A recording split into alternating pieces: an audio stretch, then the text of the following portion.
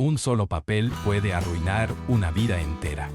Entre 1950 y 1960, Hollywood convirtió a estos actores en criminales y nunca los dejó escapar.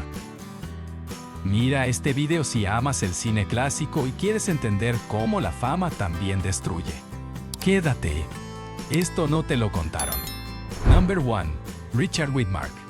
Richard Widmark nunca fue un villano común, y precisamente por eso Hollywood decidió no dejarlo escapar de ese molde. Su sonrisa torcida, su mirada inquietante y su forma agresiva de hablar transmitían peligro incluso antes de que comenzara la historia. A comienzos de los años 50, se convirtió en uno de los rostros más reconocibles del cine criminal clásico, interpretando asesinos, psicópatas y hombres moralmente irreparables con una intensidad que pocos podían igualar. Ese éxito inmediato fue también el inicio de su encasillamiento. Cada nuevo papel reforzaba la misma imagen, y los estudios aprendieron rápido que Widmark funcionaba mejor cuando era violento, impredecible y amenazante. El público lo aceptó así, y Hollywood lo congeló en ese arquetipo. Con el paso del tiempo, su nombre dejó de representar a un actor versátil y pasó a significar un solo tipo de personaje, el criminal al que nadie puede redimir. Widmark era consciente de esa prisión invisible. Intentó diversificar su carrera, buscó papeles más complejos, personajes con humanidad y contradicciones reales. Sin embargo, el sistema de estudios no confiaba en ese cambio. Temían que su rostro, ya asociado al peligro, no funcionara fuera del cine criminal. Para Hollywood, arriesgar no valía la pena cuando la fórmula seguía dando resultados. Cuando el cine noir empezó a declinar a finales de los años 50, la trampa se cerró por completo. Los papeles se volvieron repetitivos, luego secundarios y finalmente escasos.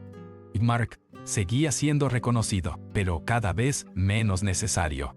Hoy es recordado como un ícono del cine criminal clásico.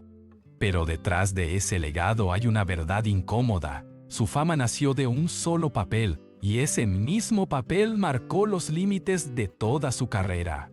Number 2. Lee J. Cobb. Lee J. Cobb no necesitaba levantar la voz para imponer respeto. Su sola presencia transmitía autoridad, dureza y una tensión contenida que lo convirtió en una figura perfecta para el cine criminal clásico. En los años 50, Hollywood encontró en él al fiscal implacable, al jefe policial inflexible o al poderoso hombre del sistema que siempre parecía estar un paso por encima de los demás. Cobb no interpretaba el poder, lo encarnaba. Ese magnetismo lo llevó rápidamente a la cima del género. Cada papel reforzaba la misma imagen de hombre dominante, moralmente rígido o peligrosamente autoritario. Los estudios lo adoraban por eso. El público lo creía. Y así, casi sin darse cuenta, Cobb quedó atrapado en un único perfil. Fuera de ese molde, Hollywood parecía no saber qué hacer con él. Aunque provenía del teatro y tenía una capacidad interpretativa enorme, el cine le negó la posibilidad de mostrar otras facetas.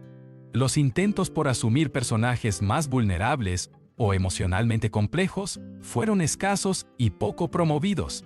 Para los productores, su rostro ya tenía una función clara: representar el poder que oprime, juzga o destruye. Cambiar eso implicaba romper una imagen demasiado rentable. Con el declive del cine noir y el inicio de una nueva sensibilidad en Hollywood, esa imagen comenzó a volverse pesada. Los papeles disminuyeron, las oportunidades se estrecharon y Cobb quedó relegado a personajes secundarios o repetitivos. Seguía siendo respetado, pero ya no indispensable. Hoy, Lee J. Cobb es recordado como uno de los grandes rostros de la autoridad en el cine criminal clásico. Sin embargo, su legado también refleja una paradoja amarga. Fue tan convincente en un solo papel que Hollywood nunca le permitió escapar de él. Number 3. Robert Ryan. Robert Ryan poseía una intensidad poco común. Su mirada dura, su físico imponente y una violencia contenida lo convirtieron en una presencia inquietante dentro del cine criminal clásico. En los años 50, Hollywood descubrió que Ryan era perfecto para interpretar hombres brutalizados por el odio, la frustración o la rabia interior. No necesitaba exagerar. Su sola presencia transmitía peligro y conflicto moral. El problema fue que esa fuerza resultó demasiado convincente. Tras varios papeles memorables como criminales, matones o figuras marcadas por la agresión, los estudios comenzaron a verlo únicamente desde ese ángulo. Ryan quedó encasillado como el thug violento, el antagonista físico, el hombre incapaz de escapar de su propia oscuridad.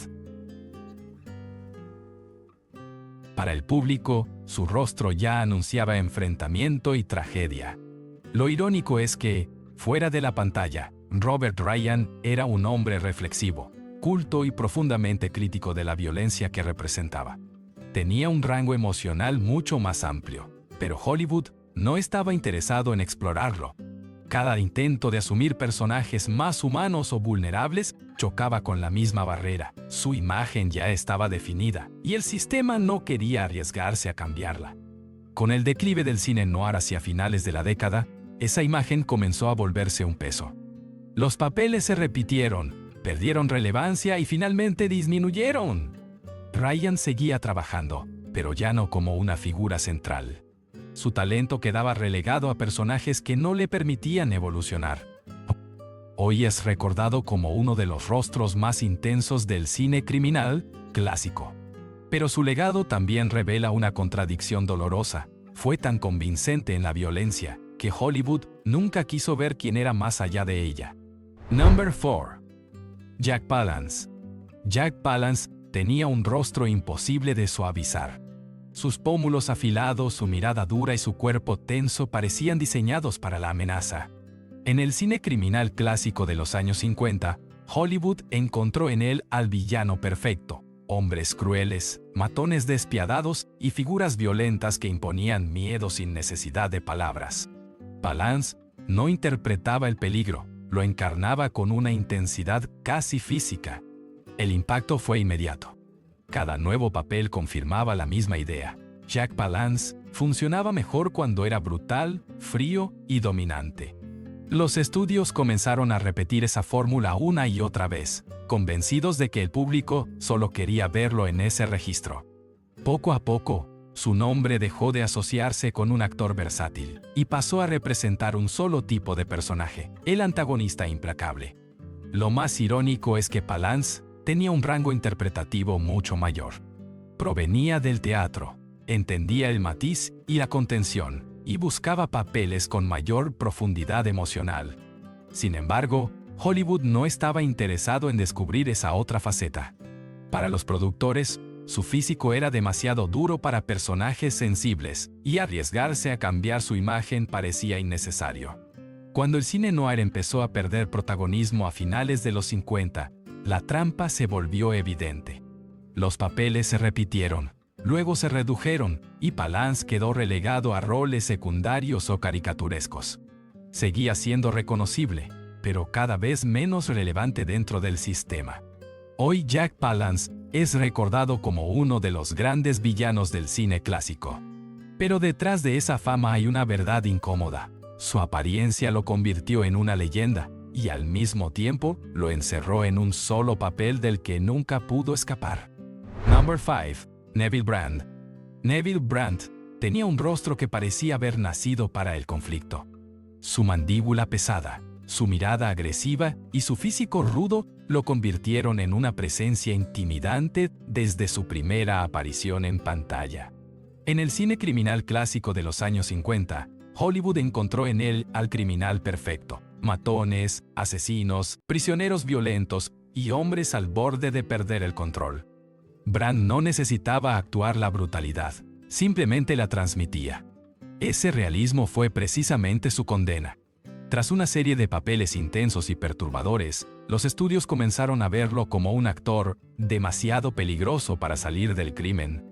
Su nombre quedó ligado a personajes violentos, inestables y moralmente oscuros. El público lo reconocía de inmediato, y Hollywood decidió no ofrecerle nada más allá de ese límite. Neville Brand había quedado encasillado. Lo trágico es que Brand poseía una historia personal compleja y un talento capaz de ir mucho más lejos. Había combatido en la guerra y cargaba con una experiencia vital que podía haber enriquecido personajes más profundos. Sin embargo, el sistema no quiso explorar esa dimensión. Para los productores, su imagen funcionaba mejor como amenaza que como ser humano. Con el declive del cine noir y el cambio de gustos del público, esa imagen se volvió un peso muerto. Los papeles comenzaron a disminuir, su carrera perdió estabilidad y Brand fue empujado hacia producciones menores y televisión. La falta de oportunidades coincidió con problemas personales que agravaron su caída. Hoy Neville Brand es recordado como uno de los rostros más duros del cine criminal clásico. Pero detrás de esa fama existe una verdad amarga. Fue tan creíble en la violencia que Hollywood nunca le permitió interpretar algo distinto, y esa prisión marcó el destino de toda su carrera. Number 6. Dan Duryea. Dan Duryea tenía un talento singular para interpretar a los hombres más despreciables del cine criminal clásico. Su voz nasal, su cuerpo nervioso y esa sonrisa cargada de desprecio lo convirtieron en el rostro perfecto del cobarde, del traidor y del villano moralmente repulsivo. En los años 50, Hollywood descubrió que nadie hacía mejor que Duryea a esos criminales miserables que el público amaba odiar. El éxito fue tan contundente que se volvió una trampa. Cada nueva película repetía el mismo esquema. Duryea era el delincuente débil, manipulador o cruel que acababa castigado. Los estudios explotaron esa imagen sin descanso, convencidos de que su presencia garantizaba tensión y rechazo inmediato. Poco a poco, su nombre dejó de asociarse con versatilidad y pasó a significar una sola cosa: vileza. Lo paradójico es que Duryea no se parecía en nada a los personajes que interpretaba. En la vida real, era un hombre educado, tranquilo y consciente del encasillamiento que sufría. Intentó escapar de ese molde. Buscó papeles más dignos o heroicos, pero Hollywood no estaba dispuesto a concedérselos. Para el sistema, su rostro ya cumplía una función demasiado clara como para cambiarla. Cuando el cine noir comenzó a desaparecer, esa imagen se volvió un lastre. Los papeles se redujeron, la repetición cansó al público, y Duryea quedó relegado a producciones menores. Aunque seguía trabajando, nunca volvió a alcanzar la relevancia que tuvo en su apogeo. Hoy, Dan Duryea es recordado como uno de los grandes villanos del cine criminal clásico. Pero su legado también revela una injusticia silenciosa. Fue tan convincente interpretando lo despreciable que Hollywood jamás le permitió ser algo distinto en la pantalla. Number 7. Elisha Cook Jr. Elisha Cook Jr. nunca fue el protagonista dominante ni el villano imponente. Su especialidad era otra: el perdedor, el hombre asustado, el criminal de poca monta destinado al fracaso. Su voz temblorosa, su mirada nerviosa y su físico frágil lo convirtieron en una figura perfecta para el cine criminal clásico, especialmente en los años 50. Hollywood encontró en él al rostro ideal del hombre atrapado, del peón que siempre paga el precio más alto. Ese perfil funcionó demasiado bien. Una y otra vez, Cook fue elegido para interpretar a delincuentes débiles, jugadores desesperados, testigos traicionados o cómplices condenados desde el primer minuto. El público lo reconocía de inmediato y sabía exactamente qué esperar. Su personaje sufriría, sería manipulado o terminaría muerto. Así, sin necesidad de contratos explícitos, quedó encasillado en un solo tipo de destino. Lo más cruel es que Elisha Cook Jr. tenía un talento enorme para la sutileza y la emoción contenida. Podía transmitir miedo, culpa y desesperación con mínimos gestos, pero Hollywood nunca le permitió ir más allá de ese registro. Para los estudios, su apariencia no encajaba en héroes, líderes o figuras respetadas. Su función era representar la fragilidad dentro de un mundo violento. Con el declive del cine noir, esa imagen perdió espacio. Los papeles se hicieron más pequeños y menos frecuentes, y Cook pasó a ocupar roles secundarios casi invisibles. Seguía trabajando, pero siempre desde los márgenes. Hoy es recordado como uno de los rostros más emblemáticos del cine criminal clásico. Sin embargo, su legado encierra una verdad amarga. Fue tan perfecto interpretando al hombre derrotado que Hollywood jamás le permitió conocer otra forma de existir en la pantalla. Number 8. Sterling Hayden. Sterling Hayden parecía un héroe, pero Hollywood decidió convertirlo en un criminal marcado por la culpa. Alto, imponente y con una voz grave e inconfundible, tenía la presencia física de un protagonista clásico. Sin embargo, en el cine criminal de los años 50, fue encasillado como el hombre duro, cansado del mundo, atrapado entre la ley y el delito. Sus personajes no eran simples villanos, sino figuras derrotadas desde dentro. Tras destacar en varios títulos clave del cine noir, Hayden quedó asociado a un tipo muy específico de criminal, el antihéroe melancólico, el hombre que sabe que va a perder incluso antes de actuar. Hollywood encontró en él una imagen poderosa y decidió no moverla. Cada nuevo papel reforzaba la misma sensación de fatalismo. El público lo veía como alguien peligroso, pero también condenado, y los estudios explotaron esa idea sin ofrecerle alternativas reales. Lo irónico es que Sterling Hayden era mucho más complejo que sus personajes. Fuera de la pantalla, era un hombre inquieto, inconforme y profundamente crítico con Hollywood. Detestaba el sistema que lo había encasillado y sentía que su imagen cinematográfica no reflejaba quién era realmente. Intentó alejarse del cine, romper con esa identidad impuesta, pero el estigma ya estaba fijado. Cuando el cine noir comenzó a desaparecer, Hayden no logró reinventarse dentro del sistema. Los papeles se redujeron y su carrera perdió estabilidad. Aunque siguió trabajando, nunca recuperó el lugar central que había tenido. Hoy Sterling Hayden es recordado como uno de los grandes rostros del cine criminal clásico. Pero su legado también muestra una herida profunda. Fue elegido para representar hombres atrapados y terminó atrapado él mismo por la imagen que Hollywood creó. 9. Robert Blake. Robert Blake comenzó su carrera siendo apenas un niño, pero su destino quedó marcado mucho antes de llegar a la adultez. Desde joven, Hollywood lo asoció con personajes marginales, impulsivos y peligrosos. En el cine criminal clásico de los años 50, Blake encajó a la perfección como el delincuente impredecible, el joven problemático o el hombre al borde de perder el control. Su energía cruda no parecía actuada, parecía real. Ese realismo fue su mayor virtud y su peor condena. Cada nuevo papel reforzaba la idea de que Blake pertenecía a ese mundo oscuro. Los estudios lo utilizaban como una figura incómoda, alguien que aportaba tensión inmediata a la pantalla. El público lo identificaba rápido, y Hollywood decidió no sacarlo de ahí. No importaba el guión, Blake siempre era el problema, la amenaza latente, el elemento inestable. A diferencia de otros actores encasillados por su físico, Blake quedó atrapado por su aura. Transmitía nerviosismo, violencia contenida y una sensación constante de peligro. Aunque tenía capacidad para otros registros, el sistema nunca confió en él para papeles más amplios o emocionalmente distintos. Su imagen ya estaba definida, y cambiarla implicaba un riesgo que nadie quería asumir. Con el paso del tiempo y el declive del cine criminal clásico, las oportunidades comenzaron a desaparecer. Blake siguió trabajando, pero siempre desde ese mismo ángulo, sin posibilidad real de reinvención dentro del cine. Su carrera quedó fragmentada, marcada por largos silencios y regresos breves. Hoy, Robert Blake es recordado como uno de los rostros más inquietantes del cine criminal clásico. Pero su historia refleja una paradoja cruel. Fue tan auténtico en la marginalidad que Hollywood nunca le permitió ser otra cosa frente a la cámara. Number 10. John Payne. John Payne tenía el rostro de un protagonista clásico, pero Hollywood decidió oscurecerlo.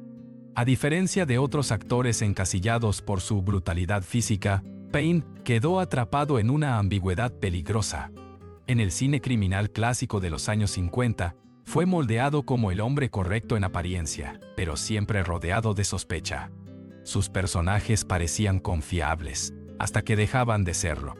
Tras varios éxitos dentro del cine noir, los estudios descubrieron que Payne funcionaba mejor como ese tipo de figura ambigua.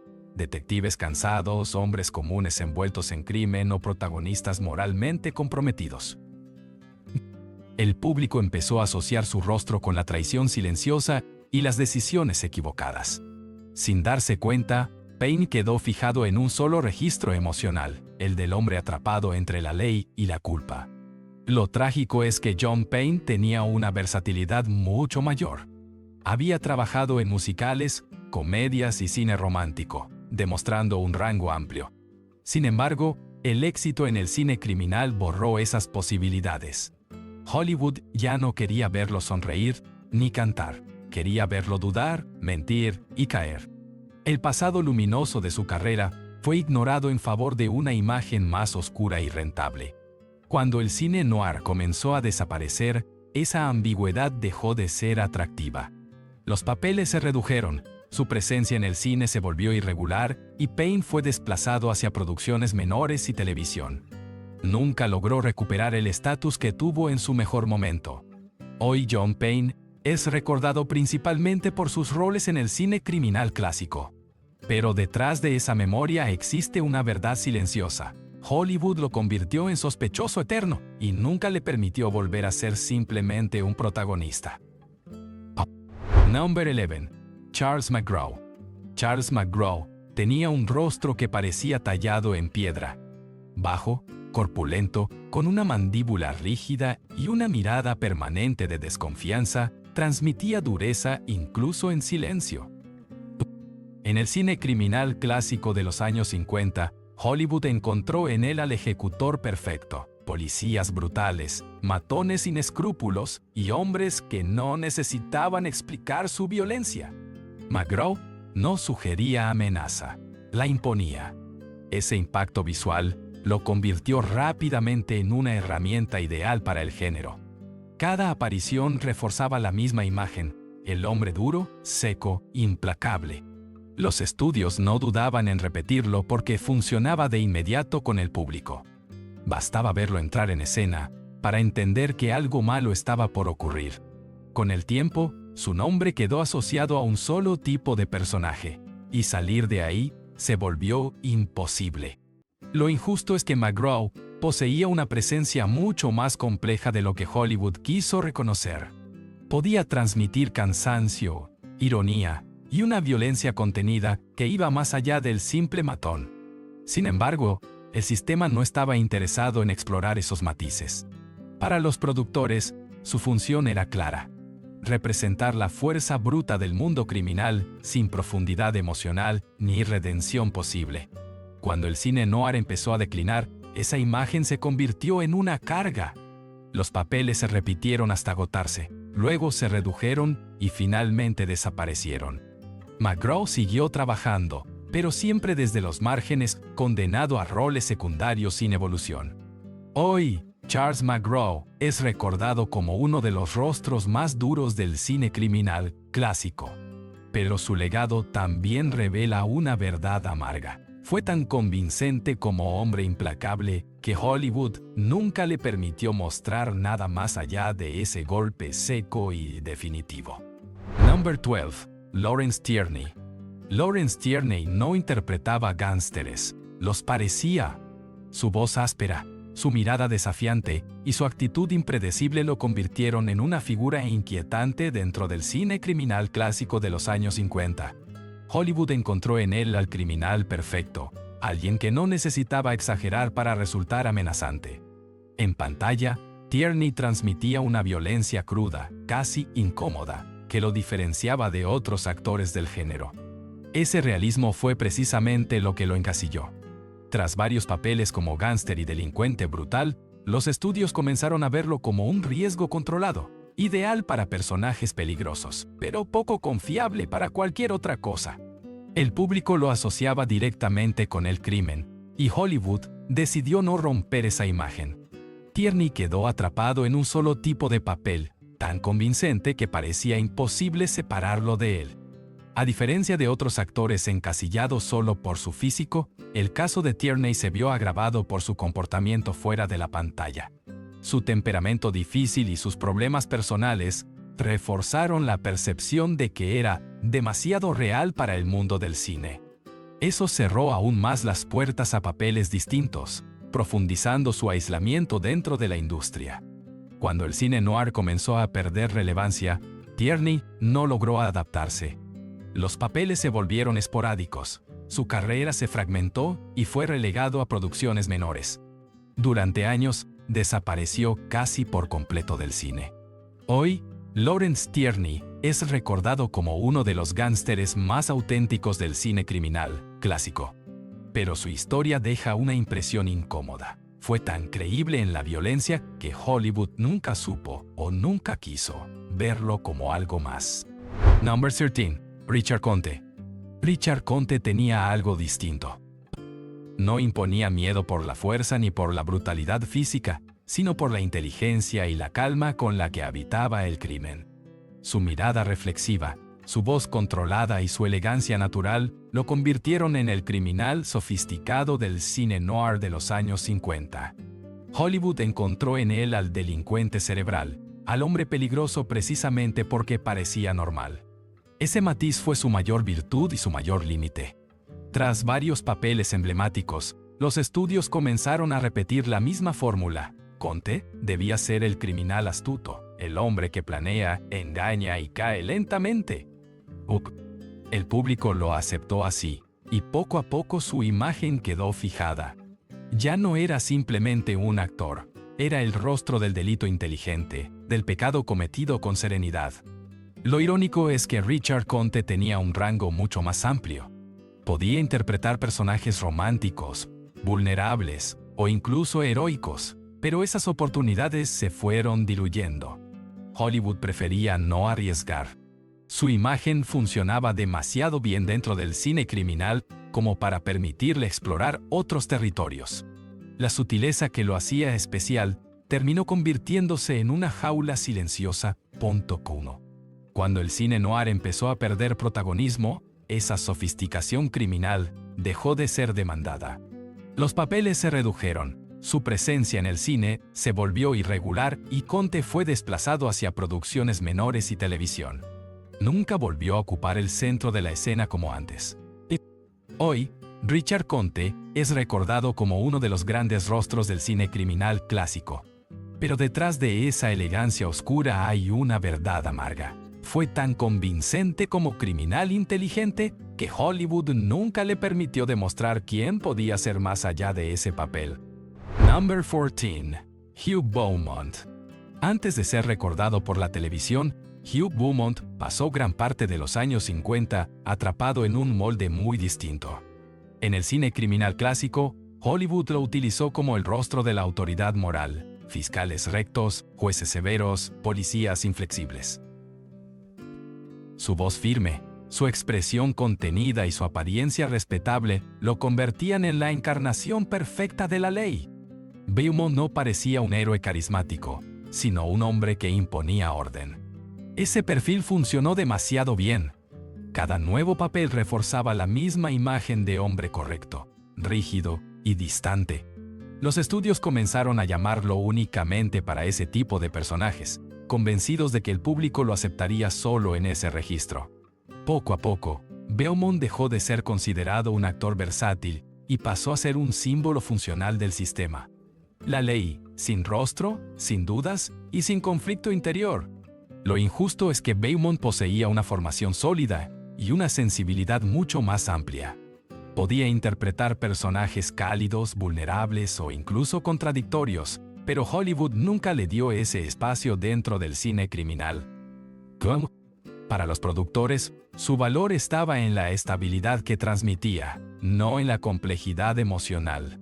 Cambiar eso significaba romper una imagen demasiado segura. Con el declive del cine noir, ese encasillamiento se volvió un límite. Los papeles en cine comenzaron a disminuir y Beaumont fue desplazado hacia la televisión, donde finalmente encontró una nueva identidad. Aunque eso le dio popularidad, también confirmó que su carrera cinematográfica ya no tenía retorno. Hoy, Hugh Beaumont es recordado por un solo tipo de figura. Pero su paso por el cine criminal clásico revela una verdad silenciosa. Fue tan convincente representando la autoridad que Hollywood nunca le permitió ser otra cosa frente a la cámara. Number 15. Fred MacMurray. Fred MacMurray tenía la imagen perfecta del hombre confiable. Durante años, Hollywood lo había construido como un protagonista amable, cercano, casi familiar. Precisamente por eso, cuando apareció en el cine criminal clásico de los años 50, el impacto fue devastador. MacMurray encarnó al hombre común que cruza la línea, al ciudadano respetable que se convierte en criminal sin levantar sospechas. Esa traición silenciosa resultó inquietante y demasiado efectiva. Tras sus interpretaciones en el noir, Hollywood descubrió una nueva faceta que no quiso soltar. MacMurray empezó a ser visto como el rostro ideal del crimen disfrazado de normalidad. Ya no era el villano evidente ni el héroe limpio, sino el hombre que engaña, manipula y cae por ambición. El público lo aceptó en ese registro oscuro, y el sistema comenzó a repetirlo, encasillándolo en personajes moralmente ambiguos. Lo irónico es que esa imagen criminal chocaba con todo lo que MacMurray representaba para la audiencia. Su pasado como figura simpática hacía que cada nuevo papel noir pareciera una anomalía, pero Hollywood insistió. En lugar de permitirle moverse libremente entre géneros, lo atrapó en una contradicción constante, demasiado oscuro para volver a ser inocente, demasiado normal para ser un criminal tradicional.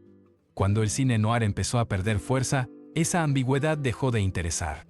Los papeles criminales se agotaron y MacMurray fue empujado de nuevo hacia imágenes más seguras, especialmente en la televisión. Su carrera continuó, pero el cine criminal ya había marcado un límite invisible. Hoy, Fred MacMurray es recordado por múltiples facetas.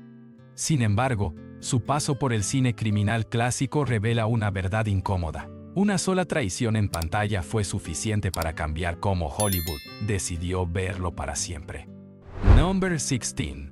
Brian Donlevy. Brian Donlevy tenía una presencia áspera que Hollywood supo explotar sin matices. Su voz grave, su rostro duro y su manera autoritaria de moverse lo convirtieron en una figura perfecta para el cine criminal clásico de los años 50. En pantalla era el hombre del poder, policías inflexibles, militares corruptos, jefes sin escrúpulos. Donlevy no inspiraba confianza, imponía obediencia. Ese impacto inmediato lo volvió útil y prescindible. Los estudios aprendieron que funcionaba mejor como autoridad amenazante y comenzaron a repetir el mismo tipo de papel una y otra vez. El público lo identificó rápido. Cuando Donlevy aparecía, la ley no era justa, era brutal. Así, su imagen quedó fijada en un solo registro, y cualquier intento de variar parecía innecesario para Hollywood. Lo injusto es que Donlevy tenía un rango mayor del que se le permitió mostrar. Podía ser carismático, incluso vulnerable, pero esas facetas rara vez interesaron a los productores. Su valor estaba en la rigidez, en la sensación de peligro institucional que transmitía. Cambiarlo implicaba romper una fórmula rentable, y el sistema no tenía motivos para hacerlo. Con el declive del cine noir y la transformación de los gustos del público, esa imagen perdió atractivo. Los papeles comenzaron a disminuir. Su presencia en el cine se volvió irregular, y Donlevy fue desplazado hacia producciones menores y televisión. La autoridad que había encarnado dejó de ser central, titulado más oníanica. Hoy Brian Donlevy es recordado como uno de los rostros más duros del cine criminal clásico. Pero su legado también expone una paradoja amarga. Fue tan convincente como símbolo del poder opresivo que Hollywood nunca le permitió existir fuera de ese papel. Number 17. George Raft.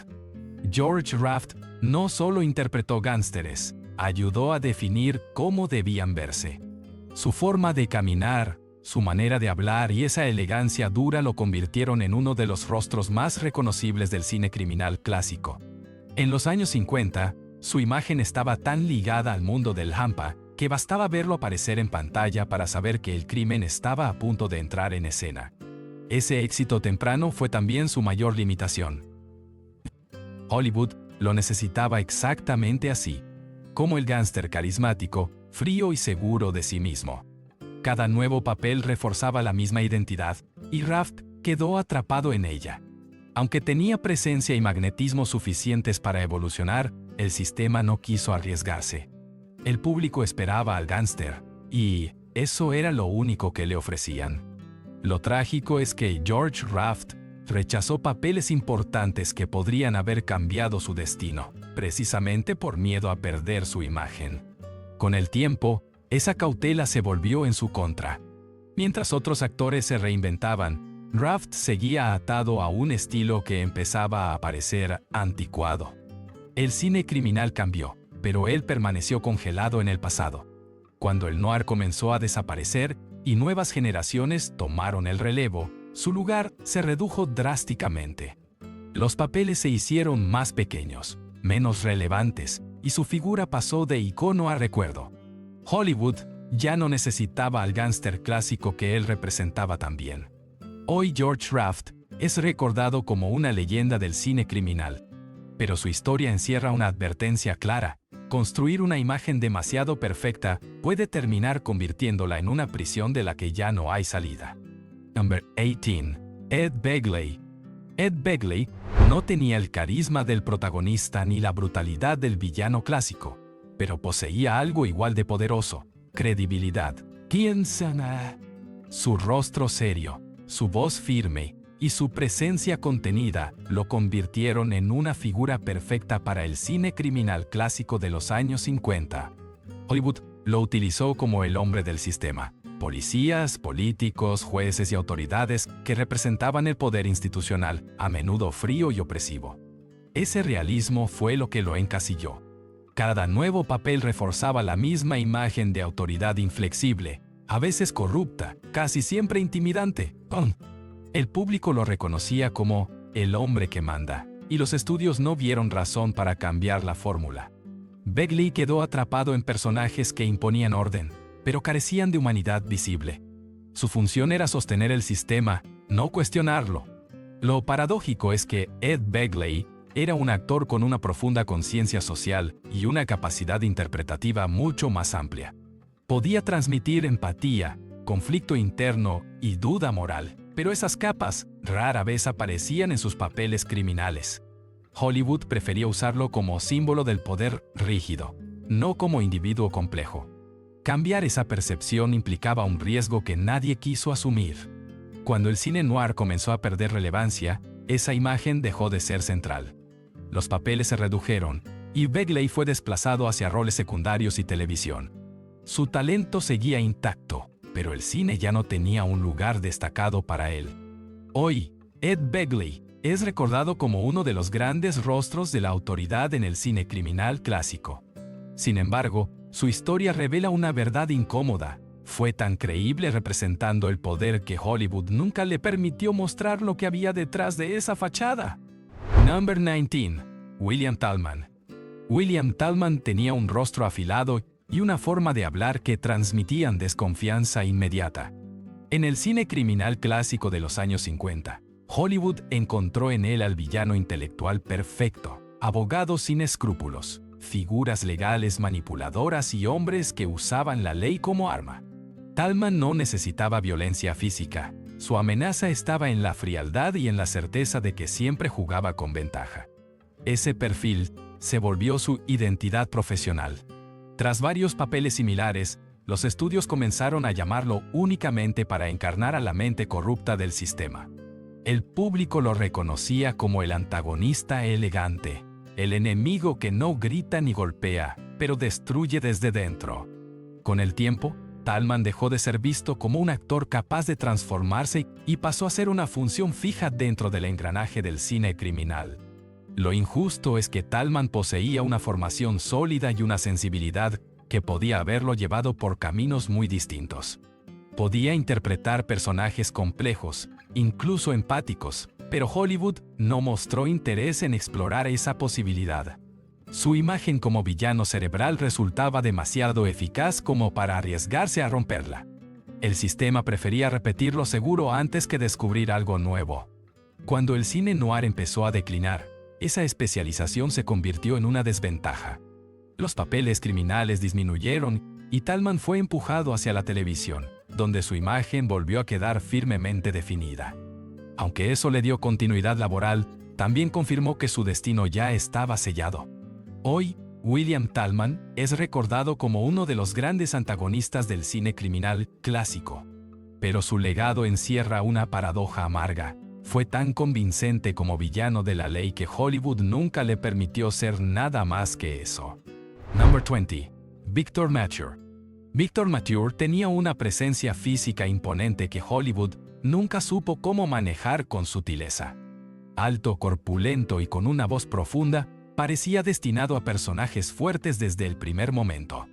En el cine criminal clásico de los años 50, fue utilizado como el hombre duro por excelencia. Tipos rudos, figuras dominantes y criminales cuya amenaza residía más en el cuerpo que en las palabras.